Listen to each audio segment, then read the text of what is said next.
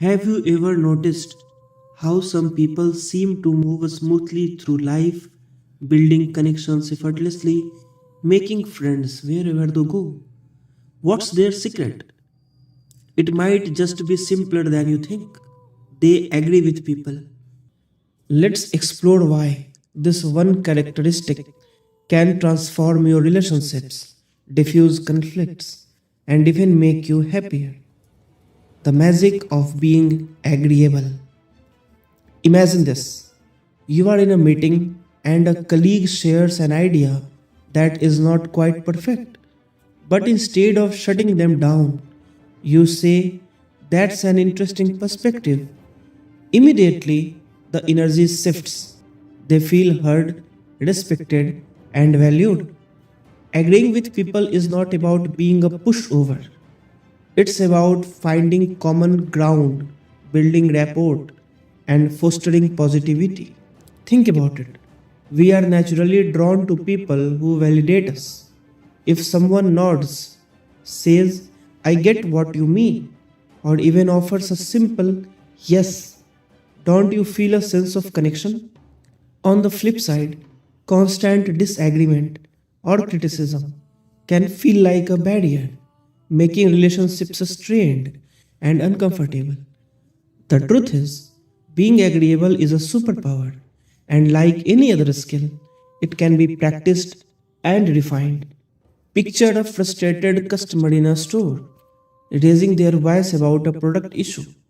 Instead of arguing, the employee gently says, "I completely understand your frustration. Let's figure out a solution together." Instantly, the tension drops. The customer feels validated and the conversation moves to a resolution. Agreeing does not mean surrendering, it means aligning with the other person's emotions to find a path forward. Why disagreeing can backfire? Let's face it, nobody likes being told they are wrong. Disagreements, especially over trivial matters, rarely lead to anything positive. Do you ever had a heated argument over which movie was better, only to realize later how pointless it was? That's because arguments often create winners and losers, leaving both parties feel frustrated. If one does not want to fight, two won't fight.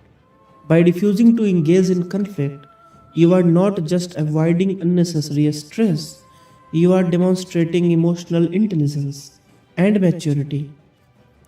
Do I want peace or to be right? This is a big question.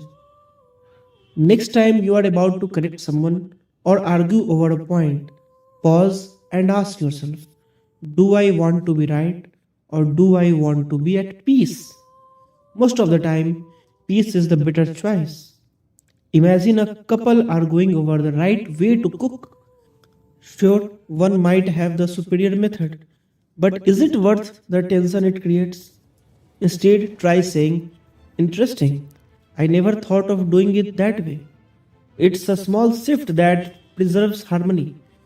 Now, when it's okay to disagree, of course, there are moments when disagreement is necessary, such as standing up for your values or addressing harmful behavior. But even then, how you disagree matters. Instead of clashing, approach the conversation with curiosity and empathy. For example, say, "I see your point, but here is another perspective we might consider." This keeps the dialogue open and respectful. Admitting mistakes is a strength, not a weakness. Nobody is perfect. If you make a mistake, own up to it, saying, "You are right, I could have handled that better," shows courage and humility. People admire those who take responsibility for their actions. In contrast, deflecting blame or making excuses erodes trust and respect. People like people who agree with them. Disagree less, connect more. Do you want to be right or do you want to be at peace? Admitting mistakes is a sign of strength. If one does not want to fight, two won't fight. So, the takeaway is being agreeable is not about suppressing your opinions or being a yes person. It's about choosing connection over conflict, empathy over ego. The next time you are in a conversation, practice agreeing more often. Not only will you build stronger relationships, but you will also create a more positive environment for everyone around you. Who would not want that? Hmm?